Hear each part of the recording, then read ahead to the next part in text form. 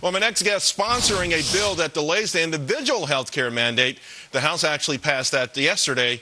Republican Congressman Todd Young from Indiana, he wants to give individuals the same break that businesses got when the president delayed the employer's mandate. And, Representative, it just made sense to me. If you're going to give businesses, even small mom-and-pop businesses, a break, what about the rest of us? Well, that's right. Your previous host, our guest there, spoke to the challenges that businesses are facing. The president listened to business, and though I question the legality of how he went about delaying the implementation of the employer mandate, the employer tax, if you will, it's only fair that you offer relief to individual Americans, rank-and-file workers, the same sort of relief that you've provided to employers. So that's what our bill does. And, I think it will help alleviate some of the pain as the Obama administration figures out that, in the end, the entire superstructure of this legislation is flawed. Although you're making some sort of an assumption, though, that this ultimately will go through the Senate and everywhere else, though. Well, that, of course, is out of our hands, right. But we're making the argument here, and the president acted.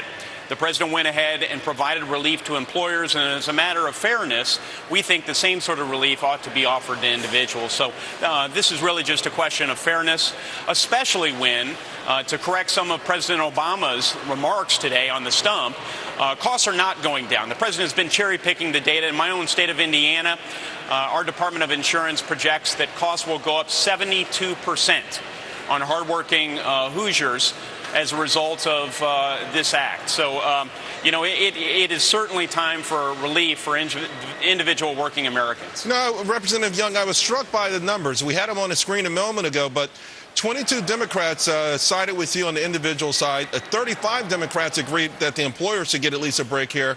And, of course, recently we've heard from a whole spat of unions, including the Teamsters.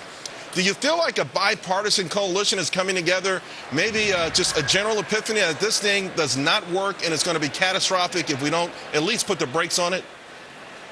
Well, you're right. You've got the Teamsters Union, you've got food service unions, you've got all manner of other people who are unhappy with the Affordable Care Act more generally. 1/3 of American families indicate this bill is already harming them.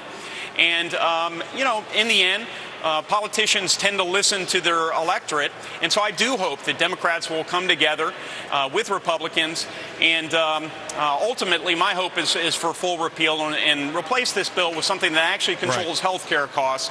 In the interim, we need to, as a matter of fairness, provide the same sort of relief to individuals that we do to employers. Now, before I let you go, though, I have to ask, in the budget for this whole thing, I think there was like $8 or $10 billion earmarked for fines that would be collected from employers.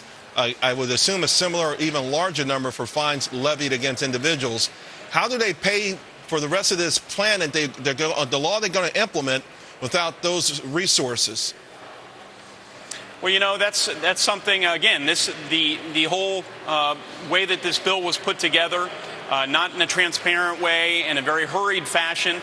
They haven't thought through these contingencies, so that's something they'll have to consider in order to make the numbers work. And I don't believe they can make the numbers work. In the end, I think they're going to be coming back to the taxpayers or continuing to borrow more money from the next generation in order to pay for the current generation's health care costs. Bingo. And, that's it. That's indefensible. Yeah, that's it. We're talking higher taxes or penalties or borrowing money from China.